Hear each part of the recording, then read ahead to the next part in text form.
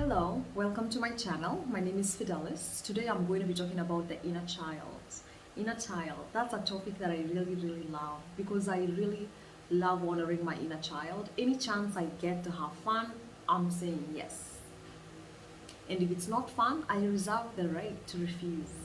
But a conversation I had last weekend with a close friend of mine brought to my attention the fact that many people don't know how to connect to their inner child.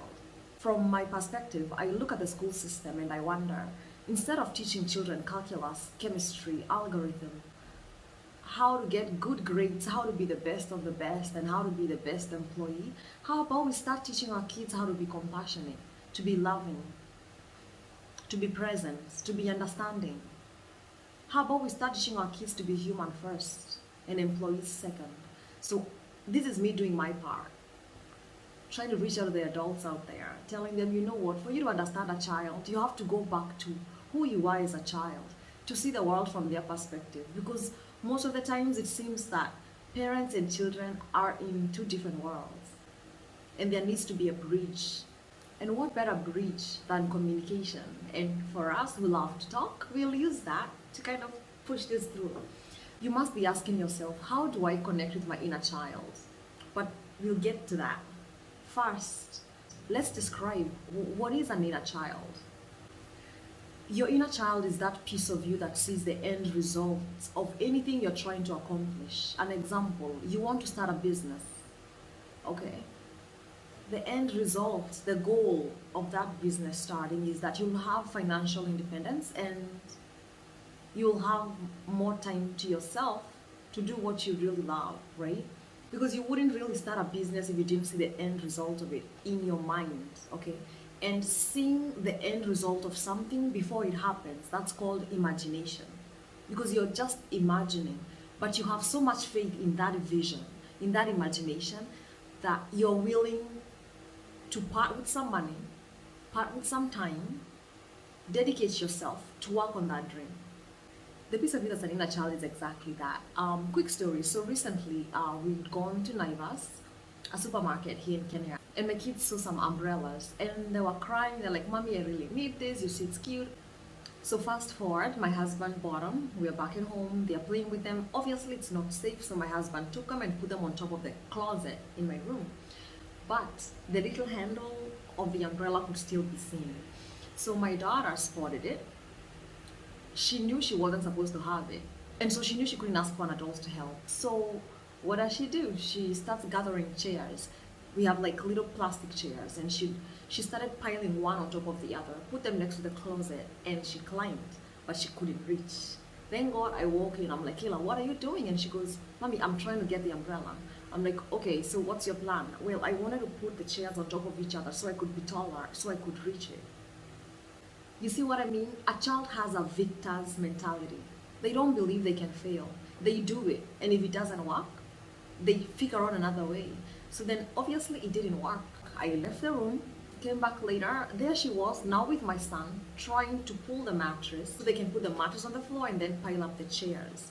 And then it hit me, what if we had such kind of determination in life? Where, okay, I'm gonna try the chairs, and you try it, it doesn't work, and you're like, well, at least I know what doesn't work. What else can work? How about bringing the mattress and putting the chairs on it? Is that going to work? And you can just keep on going until you get the result you need. Well, most of us, time is not on our end. We don't have the time to keep trying every single thing. So my advice to people like that is find someone who's already doing what it is that you're trying to achieve. Follow them and learn from them. Learn all the ways that they tried and it didn't work, and then learn what worked. Try it, and if it doesn't work, hey, try it a different way. But at least you're not reinventing the wheel. You are taking the already invented wheel and personalizing it to your life. Your inner child is the piece of you that is willing to learn. It's the piece of you that keeps bringing you back here. It is a piece of you that is not afraid to ask questions. It is a piece of you that knows that it doesn't have all the answers. It is a piece of you that knows that we are here as students, and life is our teacher. And anything that life throws at you, You take it as a lesson, and you can either pass or fail. And so we come back to the original question: how do I connect to my inner child? Remember that time in your life when you had no idea what you couldn't do, and so you just try to do everything? You are not afraid to fail. You are not afraid to fall. You just did it. You envisioned it, and you did it. Your only guide back then was your imagination. An example, I remember we had a small veranda outside our house, and I would climb on the shelf and then just jump as I flap my hands, saying, "Hey, I'm a bird." nobody, nobody told me I wasn't, so I believed it and I tried it. And it's not until one day I got a thorough beating for it, I never tried it again. And this was at home. And then I'd go to school, and in the middle of class, my God, I would just start daydreaming. And of course, the teacher would be like, "Fidelis, stop daydreaming, come back to class." Oof, that was in school. I also remember when I would be sitting next to my mom and they're discussing something, and I'd be like, "Oh, mom, because I have an idea I want to share." And I'd be told, "You know what, go play with the kids, adults are talking." So I would go play with the kids, but it also registered something in my mind that, hey, if you want to be heard, you need to be an adult. You need to stop being mature. You need to stop that. You need to stop those babyish activities and grow up. Oof. Can't even say this with a straight face because it still is very emotional for me. I went to boarding school at the age of 10. So that meant I had to really grow up. There was not time to be a child. I had to know where my socks were, if they were clean. I had to know where my uniform was, if it was clean. I had to know where my books were. I had to know what pencils I had. I really had to be responsible. And responsibility is the killer of imagination. And that's when I kind of grew up. And it's for kids, it's monkey see, monkey do. So the only way I knew to become an adult is to watch what the adults around me were doing and do it. What I didn't know is that the adults that were in my life were also healing from their childhoods. So I copied wrong behaviors, obviously. But you know what? Fast forward, and I'm a mother now. And I'm listening to my 4-year-old daughter go, "Oh, mommy, I'm so rich. I'm a rich girl. I'll buy everything in Paris." And I'm thinking, whoa, I don't want her to think that being rich is about money. I don't want that to be a goal in her life because that was a goal in my life. And I got to a point where I had all that money, but my heart is more important. But instead of me repeating what I was taught as a child, where, hey, stop, money doesn't grow on trees, and you really need to work very hard to get it. Mm-mm. Actually, it's true, money doesn't grow on trees, but it's not true that you really have to work really hard to get it. My response to my daughter is, "Sweetheart, you actually want to be wealthy, not rich. Wealthy is where your heart is at peace, where you're happy all the time. When you have loving people around you and you're doing what you want with your time every day you want. But remember, your heart is where it all starts. You have to be happy first for you to attract anything happy in your life. You have to be loving first for you to attract loving people around you. You have to know how to communicate well for you to be understood." So how do I connect with my inner child? One, use imagination as your guide. I remember when I was working in America and I was working 9 to 5, sometimes in the dead of winter, and I had to leave my kids with my mother for about 8 to 12 hours a day. And I was making good money, yes, but I wasn't feeling happy. And so I started imagining how happy for me would be like. Okay? And I remember thinking sandy beach, ocean, palm trees, margaritas, and at that point, I had no idea where I would even start to have such a lifestyle. I had no idea.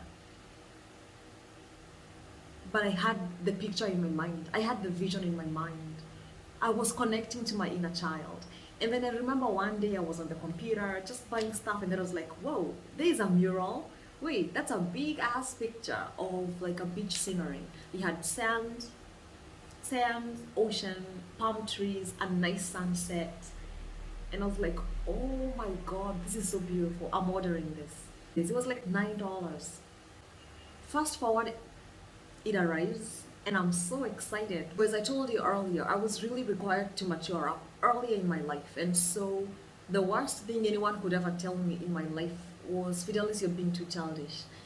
And so when the mural arrived, I did not show it to my husband. I took it to my daughter's room. It was my daughter's room, although she really didn't sleep there. She was still sleeping in our room. And I removed the curtain that was there, and I hung this mural where like the curtain should have been. And I remember going in there every day, and I'll just look at it and I'll be like, oh my god, like surely, like this is my happy place. This is something I would really envision myself doing. This is a place I wouldn't mind staying. And oh god, this is a bit much, but and as I'm recording this, my daughter is now 4, and I'm in Malindi, a small town in Kenya, and I drive down to the beach as often as I please because it's only 10 minutes away. But I really want you to understand that all of this started with just one imagination, a dream, a simple dream. 2, be so creative that people think you're crazy.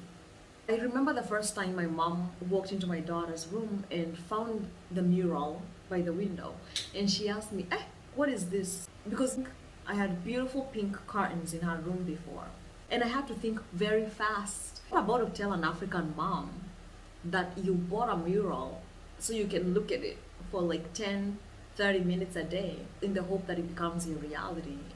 That is not gonna work. That's not gonna go well. And so my response was, mom, since Kayla is really spending most of the nights in my room, I decided to turn this into a prayer room. And the beach scenery is very calming for me, for my soul. I love to look at it. And of course, after saying that, then I had to bring chairs. It was okay because if it's a prayer room, it's okay that it has chairs and pillows on the floor in case you want to kneel down, sit down. And so it became my meditation room. 3, remember to have fun.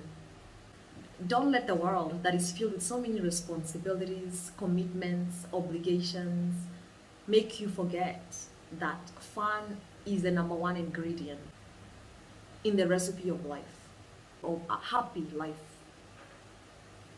I insist on happy because you can still live life unhappily. I mean, there's so many people out there.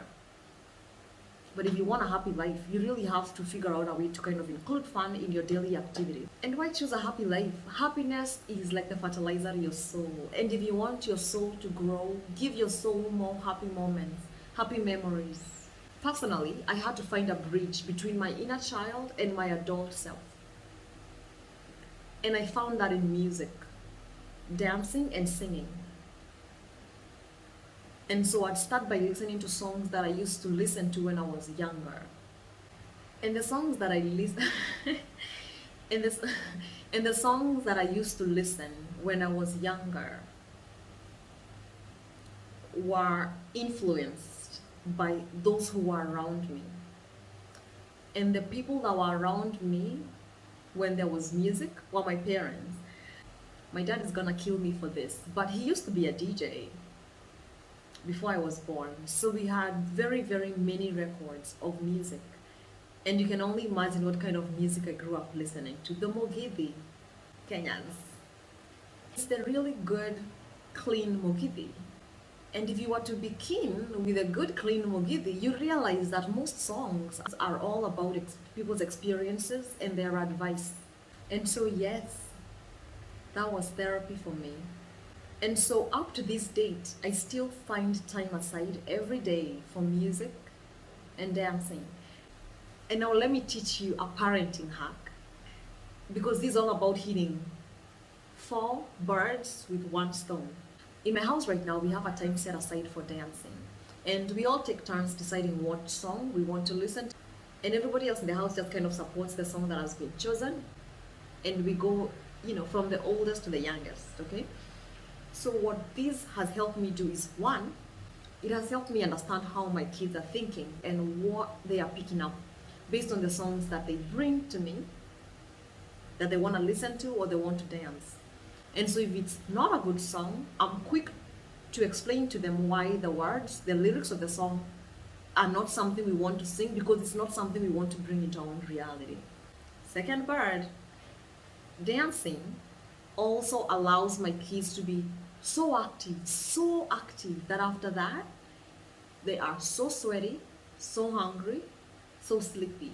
And so after a dancing session, it's time for a shower. After shower, it's a snack. After snack, sit down with your tablets. And I just watch them one by one go to sleep.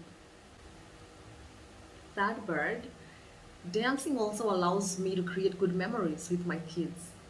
It's fun, it's energetic, everybody's in smiles. It doesn't take much of my effort because it's actually something I'm passionate about. Fourth bird, constantly listening to music, constantly dancing to music has allowed us to be more creative. So not once, not twice, I could be busy doing something else and I hear my son, who's 3, busy singing his own song, his own words, but with the beats of a song I'm familiar with. And I like that. So find your fun and connect to it. Connect to it. And remember, fun is personalized. What is fun for me is not fun for the other. Like, tell my husband to get up and dance with the kids, and he'll look at you like, are you out of your mind? And I respect that. So find what fun is to you. When you find what's fun for you, you arrive at number 4, happiness. Your happy place is where your inner child is. And that is the only place where nobody else can take you there.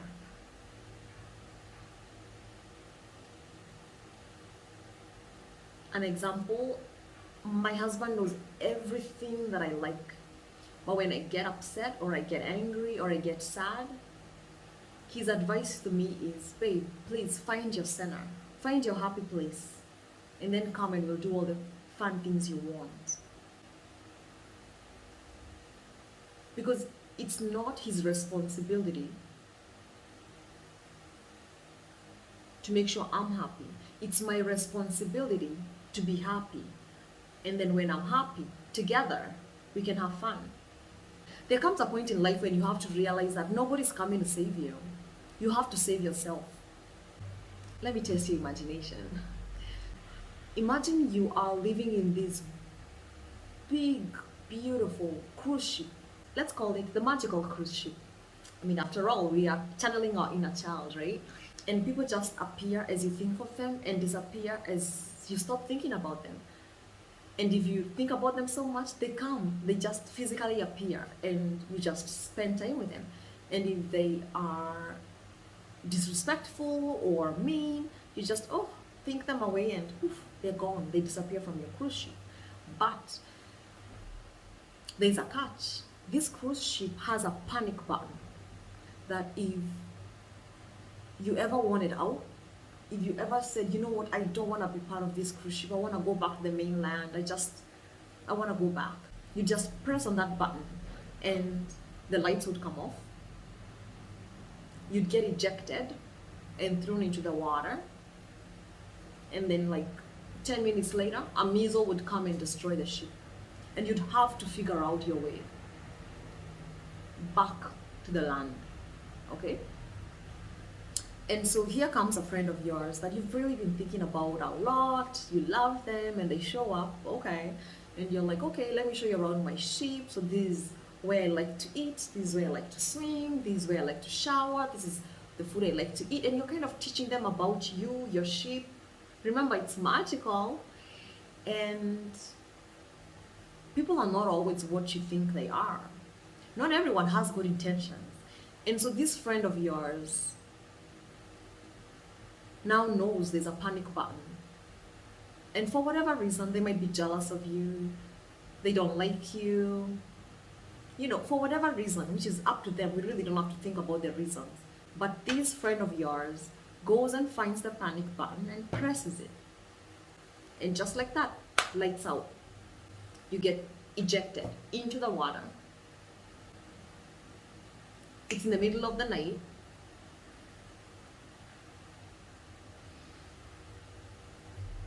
And now you're freaking out. You're freaking out, you're freaking out. You're like, oh my God, what do I do? It's gonna be 10 minutes. And this cruise ship will be destroyed by a missile. So you're freaking out, freaking out, freaking out, and then you hear something just telling you, just calm down, calm down, calm down, calm down, calm down. We need to think. We need to think. We need to think. And suddenly you start, taking a deep breath, and you remember that with every cruise ship, there's usually the lifesavers. I think that's what they're called.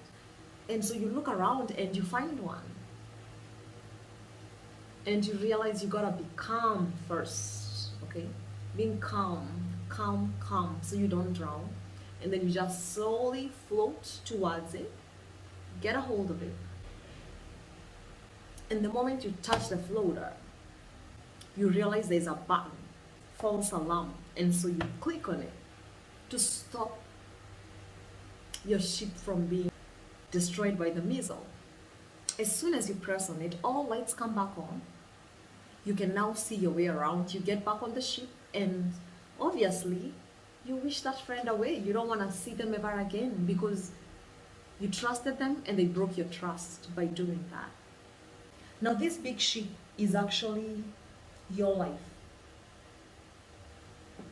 There's a certain way you like things done, and you just like it done that way because it's safer for you, it feels more convenient. For whatever reason, that's just how you like it. And someone comes into your life and you try to teach them how you like your things, right? And after you've showed them everything, given them everything, they still turn around and press that button. Pressing that button is triggering you. And so let's say in the past, if someone came and said, Fidelis, you're so childish. It's like all lights out. I can't think. Now I've been triggered. A piece of me has been triggered and it's going to react. I'll yell at you. I'll probably give you a reason for you to say I'm childish. I would equate that panic button with a trigger.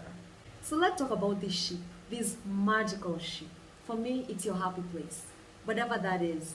It might be in a manyatta, in a 6-bedroom mansionette, whatever it is, it is. And it's your happy place.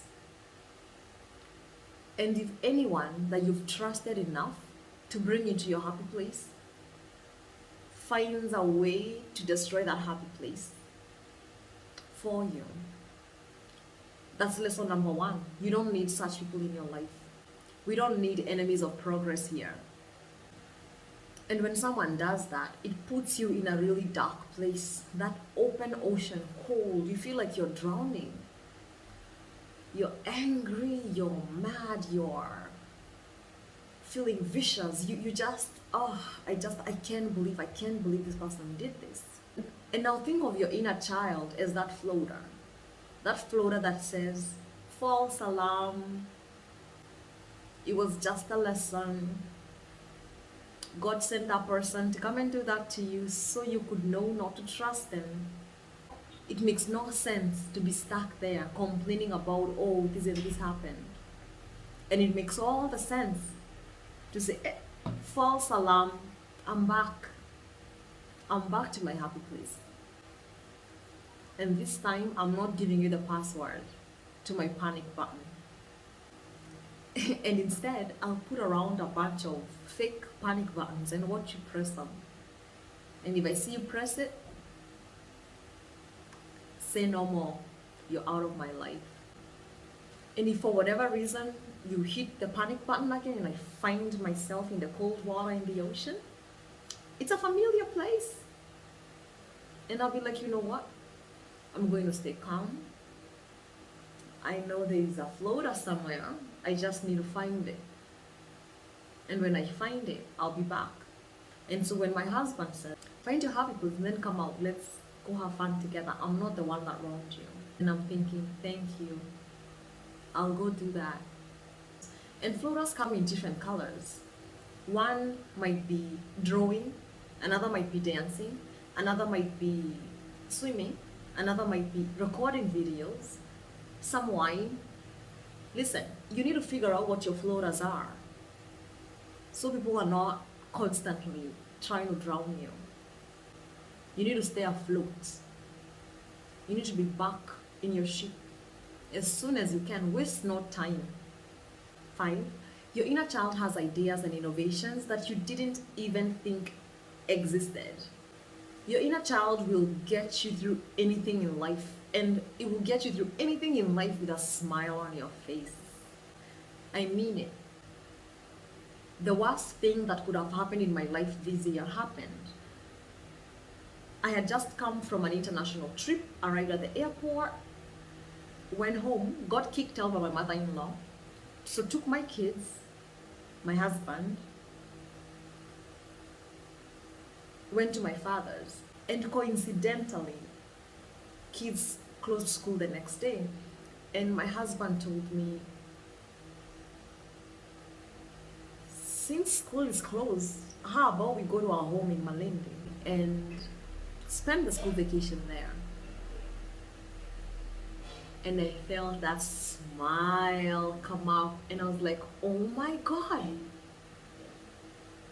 My beach mural that I bought when I was in America working 9 to 5, when I sat there meditating, trying to think, how can I get out of this cycle? How will I ever get out of this cycle? How can I spend more time with my kids? Why can't I be near a beach all the time? It's working out. It's not falling in place the way I thought it would, but hey, I had this ship, I trusted this woman, she ejected us when we least expected it. And here's my floater. Here is my floater. And I was so happy, and that's when I realized my imagination is finally cashing in. My imagination is coming from the non-physical world of dreaming to this physical world of physical manifestation. I am in Malindi. I have a place in Malindi. I go to the beach as often as I want. It's only 10 minutes away. My kids have learned how to swim. Everything just kind of fell in place. 6. Your inner child is optimistic and very cheerful. Your inner child wants to focus on every positive thing out there. Like, it wants to look at that 0.5% chance of happiness, focus on it long enough until that 0.5% chance becomes 95%, 98%, 100%. Because what you focus your mind on is what grows. Your inner child understands that not everyone you encounter in your life is going to be happy for you or is going to be supportive. Some people are just miserable, and they will only spread misery on you. Your inner child will find good and hope for the best. Hope being the key word. 7. Your inner child does not settle for depression, bad vibes. It looks at that small light at the end of the tunnel, that 0.5%, focuses on it until it's 95%. And it goes something like this. So let me try this. So a typical day in Malindi, there's a blackout. And the adult me is like, oh snap, I can't believe this. I really wanted to record these videos and I have no power. Inner child. Fidelis, no, you don't need to worry about it. Listen, the sun's out. How about we go get ice cream? Oh, okay, we can do that. Alright kids, let's go get ice cream. Ice cream, ice cream, ice cream. And we go to the ice cream place, right? And before you know it, the inner child has blended in with my adult self, and I'm there just enjoying my ice cream. And then from the ice cream, like, oh, okay, who wants to go to the beach? Me. And we all go to the beach. And like 2 hours later, we're coming back to the house, the lights are back on. That's what I mean. Focus on what you can do. Never focus on what you cannot. Focus on the possibility. Never on the negativity. And that is how your inner child will use humor and a sense of happiness as a reward to keep you going. Because being an adult is tough. Responsibilities suck. But let's be honest, the most important thing in life is to feel happy. As long as you are right at that happy place, it does not matter what got you there. So go out and be happy. And if you like this video, please hit the like button, share it with your friends, and subscribe if you haven't already. Thank you.